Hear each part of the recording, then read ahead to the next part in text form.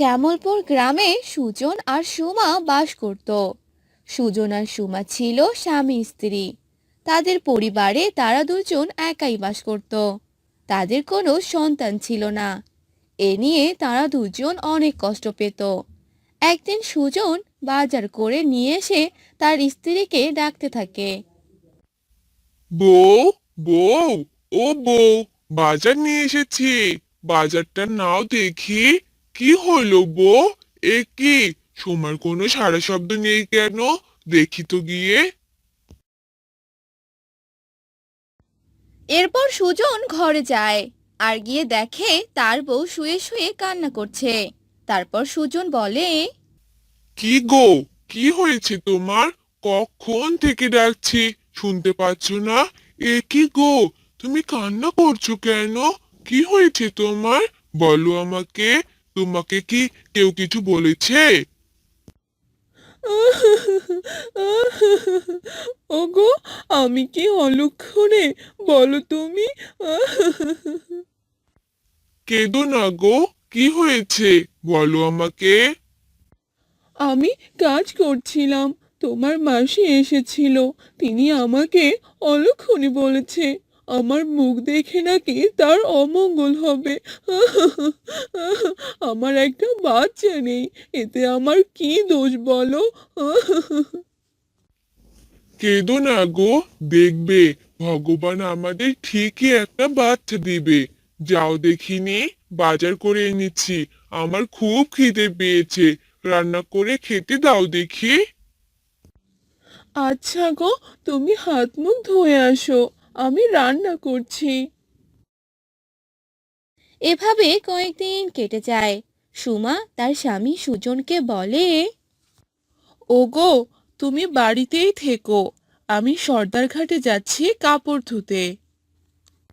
আচ্ছা যাও, তাড়াতাড়ি ফিরো কিন্তু। এরপর সুমা সে সর্দার পুকুর ঘাটে কাপড় ধুতে যায়। সেখানে গ্রামের সব মহিলারা কাপড় ধুতে আসে।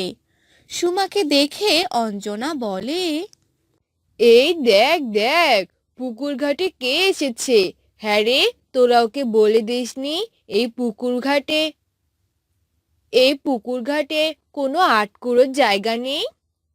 হ্যাঁ গো দিদি, দেখতে পাচ্ছি এই যে সুজন দাদার বউ, অলক্ষণী একটা। এই, তোকেও বলি, তুই জানিস না তোকে দেখলে সবার অমঙ্গল হয়? কেন এসেছিস এই পুকুর ঘাটে? তোমরা আমাকে এভাবে কেন বলছো? মলজা, দেখি এ কিছুই জানে না। হ্যাঁ রে, তোর যে বাচ্চা হয় না, তোর মতো অলক্ষণী কেউ আছে নাকি? হ্যাঁ, এই মুখখানা নিয়ে বাইরে বের হোস কেন? আরে দিদি, একে বলে আর কি লাভ হবে? দেখছো না কেমন দাঁড়িয়ে দাঁড়িয়ে সব কিছু শুনছে। ওকে এমন শিক্ষা দিতে হবে যে আমাদের সামনে যেন না আসে। এই সুমা, যা এখান থেকে, আর কখনো আমাদের সামনে আসবি না, যা বলছি। এরপর সুমা ওদের কথা শুনে কান্না করে দেয়।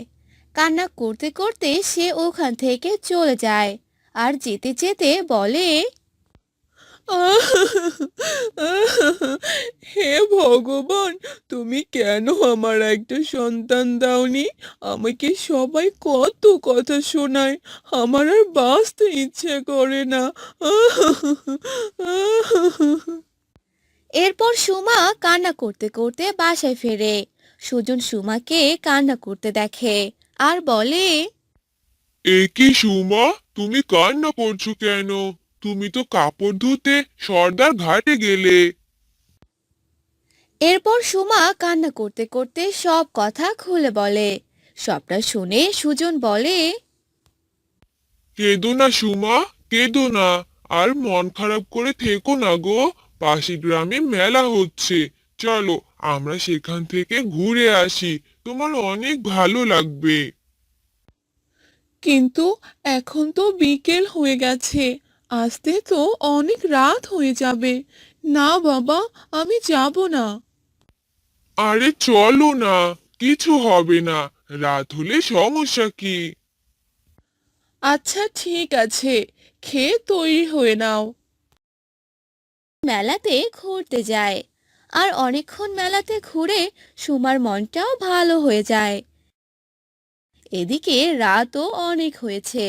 সুমা আর সুজন বাড়ি ফিরছিল। হ্যাঁ গো, মেলাতে ঘুরে তোমার কেমন লাগলো গো? তা বেশ ভালোই লেগেছে। অনেক রাত হয়েছে, তাড়াতাড়ি পা চালাও দেখিনি। ওগো, শুনতে পাচ্ছো? কার যেন আওয়াজ শোনা যাচ্ছে। আরে কোথায়? ধুর, তুমি যে কি শুনছো? সুজন কিছু না শুনে আবার রাস্তা হাঁটতে থাকে। এবার সুজন আর সুমা দুজনই কান্নার আওয়াজ শুনতে পায়। এই শোনো না, দেখো, অনেক জোরে জোরে কান্নার আওয়াজ আসছে। চলো না, আমরা গিয়ে দেখি।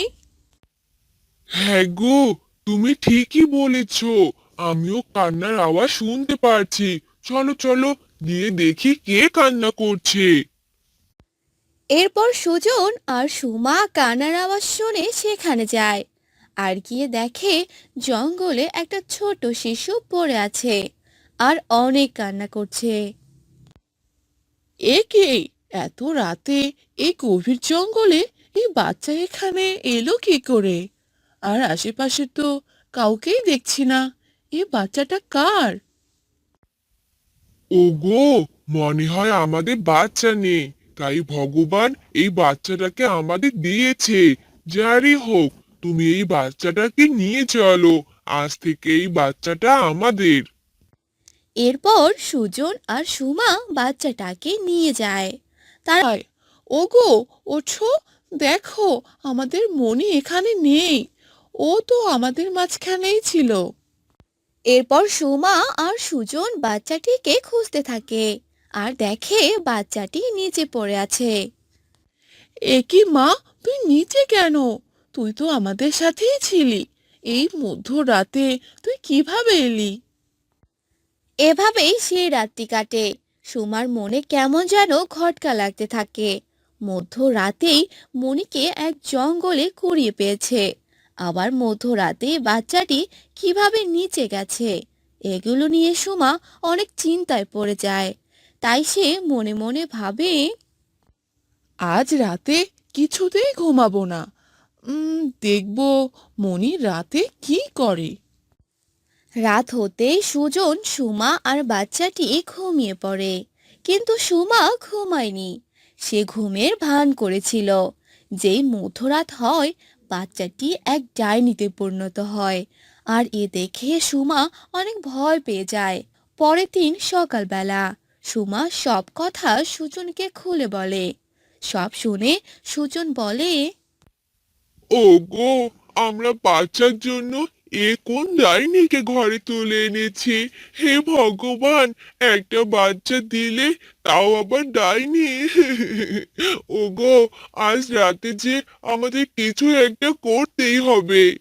মধ্যরাতে বাচ্চাটি ডাইনিতে পরিণত হয়। আর তখন সুজন বলে, এই ডাইনি, তুই কোথায় যাচ্ছিস? থাম বলছি। হুম, হুম, ও, তোরা আমার আসল রূপ তাহলে দেখে ফেলেছিস? হা হা হা হা হা। তোরা আমাকে এনে বড্ড ভালো করেছিস। আজ তোদেরকেও আমি খাবো। হা হা হা হা হা। এই বলে ডাইনি সুমা আর সুজনকে খেতে আসে। আর সুজন ডাইনির গায়ে আগুন লাগিয়ে দেয়। ডাইনি সেখানেই মারা যায়। আমার বাচ্চা, একটা বাচ্চা পেলাম, তাও আবার যায়নি। ভগবান, এ তুমি কোন পাপে শাস্তি দিচ্ছ? এভাবে কয়েকদিন কেটে যায়। সুমা সত্যি সত্যি গর্ভবতী হয়। এ দেখে সুজনও অনেক খুশি হয়। তারপর সুমার একটা বাবা বাবা, কোথায় যাচ্ছ তুমি? সারাদিন একা একা থাকতে আমার আর ভালো লাগে না। কাজে না গেলে কিভাবে চলবে রে মা? কি খাবো আমরা? বাবা, ও বাবা, আজ বাড়িতে থাকো না। জেদ করিস না রে মা, আমি কাজে গেলাম, সাবধানে থাকিস রে মা। মা মরা মেয়ে মিনা জন্মের সময় তার মা মারা যায়। তখন থেকেই তার বাবা তাকে খুব যত্নে বড় করতে থাকে। মা, তুমি আমাকে রেখে কেন চলে গেলে? তুমি থাকলে কত গল্প করতাম। তুমি কেমন ছিলে মা, সেটাই তো জানি না। তারপর মিনার বাবা কাজ থেকে ফিরে আসে। কি রে মা, একা একা কার সাথে কথা বলছিস? বাবা, তুমি এসেছো? কই, কার সাথে আর কথা বলবো, একা একাই কথা বলছিলাম। পাগলি মেয়ে আমার। বাবা বাবা, আমাকে একটা পুতুল এনে দেবে? জানো, সবার পুতুল আছে, শুধু আমার নেই। আচ্ছা মা, ঠিক আছে, কাল কাজ থেকে এসে তোকে নিয়ে গিয়ে পুতুল কিনবো। ইয়ে, কি মজা কি মজা। হয়েছে হয়েছে, এবার চল, খেয়ে নিবি।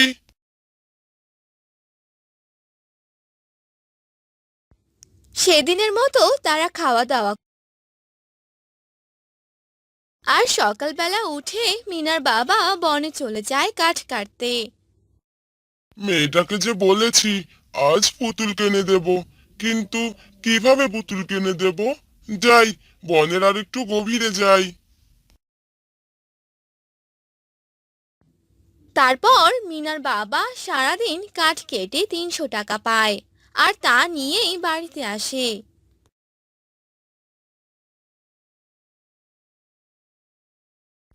কই রে মা, কোথায় গেলি? বাবা, তুমি এসে গেছো? ইয়ে, পুতুল কিনতে যাব। আমার যে আর দেরি করতে ইচ্ছে করছে না বাবা।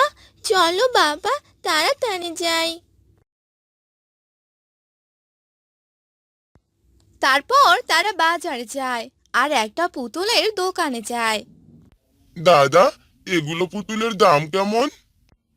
কোনটা নিবেন? বাবা, ওই দেখো, লাল পুতুলটা কত সুন্দর। আমি ওই লাল পুতুলটা নেব বাবা। দাদা, ওই লাল পুতুলের দাম কত? 300 টাকা। একটু কম রাখা যায় না দাদা? না দাদা, একদম। আচ্ছা দাদা, দিন।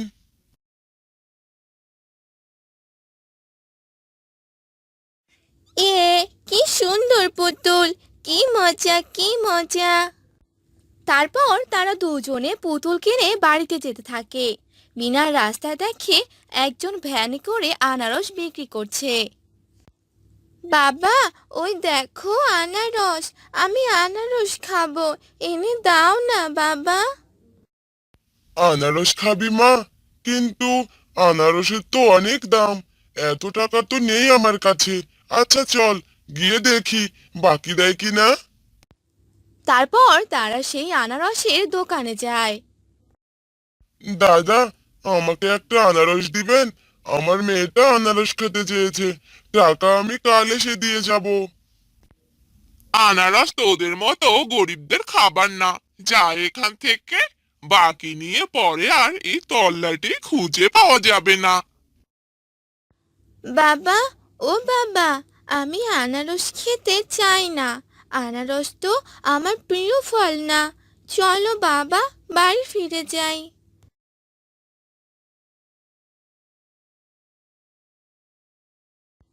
তারা সেদিন বাড়িতে চলে আসে,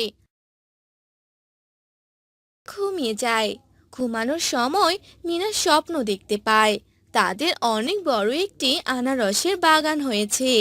সেদিনের মতো সকাল হয়ে যায়। সকাল সকাল এক বৃদ্ধা আসে মিনাদের বাড়িতে। ঘরে কেউ আছো? আমায় কিছু খেতে দেবে? বুড়িমা, তুমি কি খাবে? বাবা যে এখনো কাজ থেকে ফেরেনি। তোমাকে কি খেতে দেই বলো তো? দাঁড়াও বুড়িমা।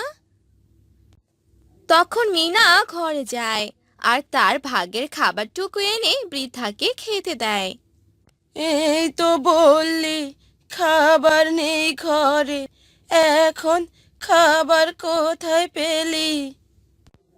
এটা আমার খাবার গো বুড়িমা, বাবা বলে গেছে আমার জন্য আনারস আনবে। এখন ভাত খেলে তো পরে আর আনারস খেতে পারবো না, তার চেয়ে ভালো হয় তুমি এই খাবারটুকু খেয়ে নাও।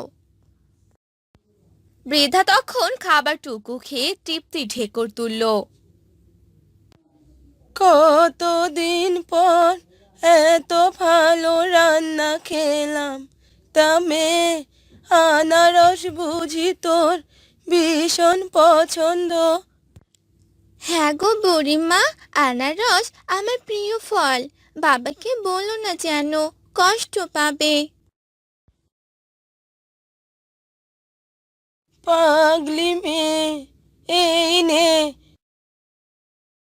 এই বীজটা আমি তোকে উপহার দিলাম, এটা ফাঁকা জায়গায় রোপণ করিস, সকালে উঠে ম্যাজিক দেখতে পারবি। আমি এখন যাই রে মেয়ে। তারপর বৃদ্ধা চলে যায়।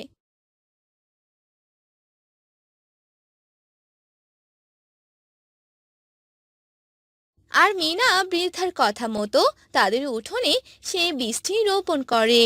আর এভাবেই সেদিনের দিনটি কেটে যায়। রাতের বেলা, বাবা আমার জন্য আনারস আনুনি? মারে, আজ বনে কোনো কাঠ কাটতে পারিনি, কাল এনে দেবো মা, তুই মন খারাপ করিস না। আর সকালবেলা, মিনা, মিনা, তাড়াতাড়ি বাইরে আয় তো মা। কি হয়েছে বাবা, ডাকছো কেন? সামনে তাকিয়ে দেখ। মিনা সামনে তাকিয়ে দেখে কালকে যেখানে বৃদ্ধার দেওয়া বীজ রোপণ করেছিল সেখানে একটি বড় কলা গাছ হয়েছে। আর কলা গাছে কলা না ধরে সেখানে ঝুলে আছে আনারস। বাবা দেখো কত আনারস, এখন থেকে প্রতিদিন আনারস খেতে পারবো, ইয়ে কি মজা। কিন্তু এটা কিভাবে সম্ভব? মিনা তখন গতকালকের সব কথা খুলে বলে। আর সব শুনে তার বাবা বুঝতে পারে এটা একটা জাদুই গাছ। বাবা তুমি রোজ এসব আনারস নিয়ে বাজারে বিক্রি করবে আর আমি প্রতিদিন খাবো। তারপর থেকে মিনার বাবা রোজ বাজারে এসব আনারস বিক্রি করে। আর আস্তে আস্তে তাদের দিন ভালোই কাটতে থাকে। আর কিছুদিন পর তাদের সংসারে সব অভাব দূর হয়ে যায়।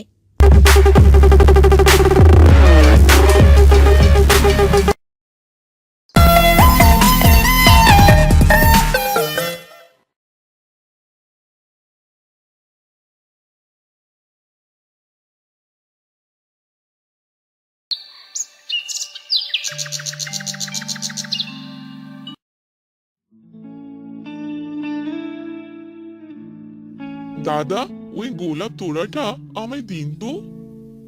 ওই গোলাপ তোড়ার দাম কিন্তু একটু বেশি পড়বে দাদা।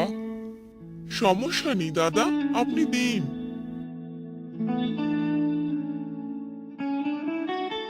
এই নিন দাদা টাকা।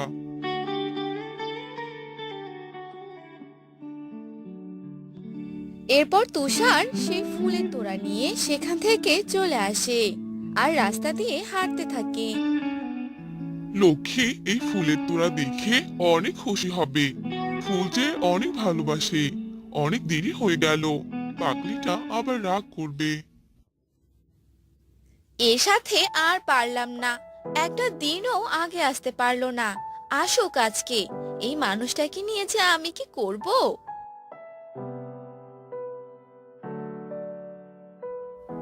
কি হলো কি? একা একা কি বিড়বিড় করছো? সেই 1 ঘন্টা ধরে দাঁড়িয়ে আছি, তুমি আসলে আমাকে ভালোই বাসো না। আরে, কি সব বলছো তুমি? আমি তোমাকে নিম পাতার মতো ভালোবাসি। কি কি বললে তুমি? হয়েছে, নিম পাতার মতো ভালোবাসা আমার দরকার নেই। তুমি আমাকে এটা বলতে পারলে? এ কথা বলে লক্ষ্মী সেখান থেকে চলে যায়।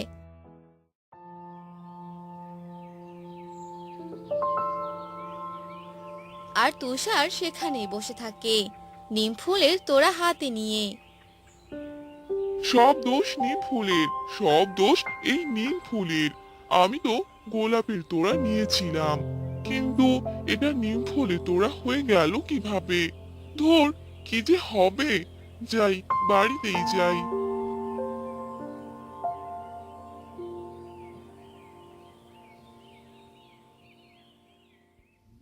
কি গো গিন্নি, তুষার কোথায় গেছে?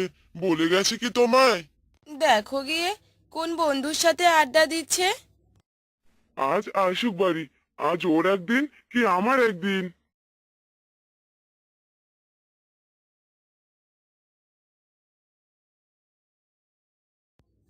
এ কথা বলতে বলতেই তুষার সেখানে চলে আসে। দাদা, এদিকে আয়। হ্যাঁ দাদা, বলো। সারা দিন এভাবে টোটো করে ঘুরে বেড়ালে হবে? বাবা মা মারা যাওয়ার পর সংসারের হাল ধরলাম, কিন্তু তুই বরাবর উদাসীন থাকিস। নিজের ভালো তো পাগলও বোঝে নাকি? সব দোষ নিম ফুলের, সব দোষ নিম ফুলের।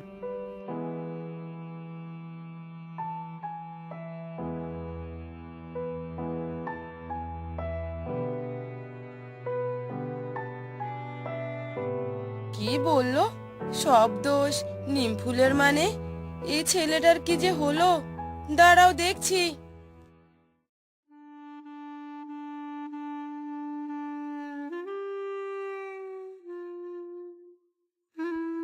সব দোষ নিম ফুলের, সব দোষ নিম ফুলের। ঠাকুরপো, কি হয়েছে তোমার বলো তো? এক কথাই বলে যাচ্ছ বারবার। বৌদি, আজ লক্ষ্মীর সাথে দেখা করতে গিয়েছিলাম। দেখা করে বলেছিলাম আমি ওকে নিম পাতার মতো ভালোবাসি। এ কথা শুনে রাগ করে চলে গেল।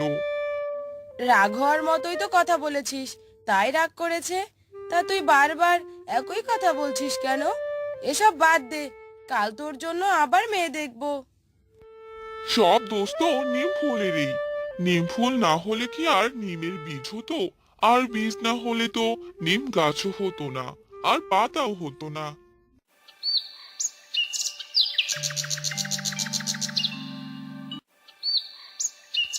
পরের দিন আবার ঘটক আসে আর রমেশের বউকে অনেকগুলো মেয়ের ছবি দেখায়।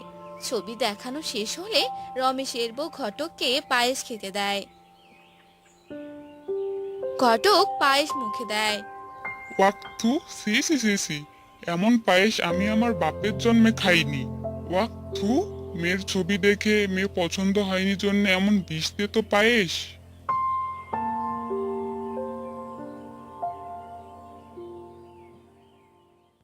ঘটক চলে যায় আর রমেশের বউ পায়েসের বাটি হাতে নিয়ে দেখে। এ কি, পায়েসে এই নিম ফুল কোথা থেকে এলো? আমাদের বাড়িতে তো একটাই নিম গাছ, তাও ওইদিকে।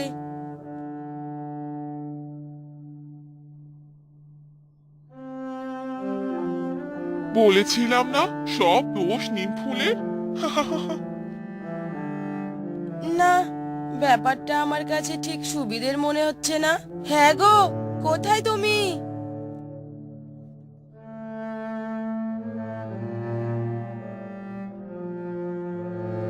গিন্নি, ডাকছো কেন? পাশের গ্রামে একজন সাধু বাবা আছেন, ওনাকে নিয়ে এসো তো। তুষারের কর্মকাণ্ড আমার মোটেই ভালো লাগছে না। কেউ কিছু করতে পারবে না, সব দোষ নিম ফুলের। আচ্ছা ঠিক আছে, আমি এক্ষুনি যাচ্ছি।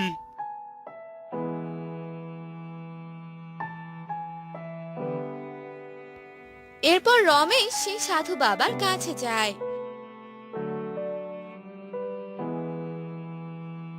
আর সাধু বাবাকে সাথে নিয়ে আসে। সাধু বাবাকে দেখে এই বুড়ো আমার কি করবে? এই বুড়ো, তুই আমার কিচ্ছু করতে পারবি না।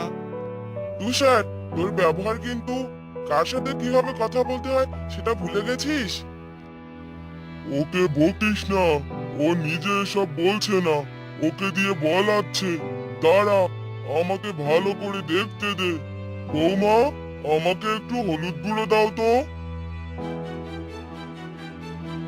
রমেশের বউ হলুদ গুঁড়ো এনে দেয় আর সাধু বাবা সে হলুদ গুঁড়ো তুষারের কপালে নিয়ে মন্ত্র পড়া শুরু করে।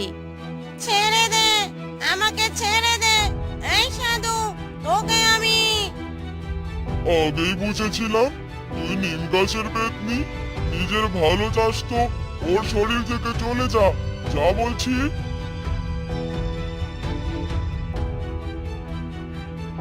এরপর পেতনি সেখান থেকে চলে যায় আর তুষার স্বাভাবিক হয়ে যায়। আমার কি হয়েছিল? আমি এখানে কেন? গোলাপ ফুলের তোড়া নিয়ে লক্ষ্মীর সাথে তো দেখা করতে গিয়েছিলাম।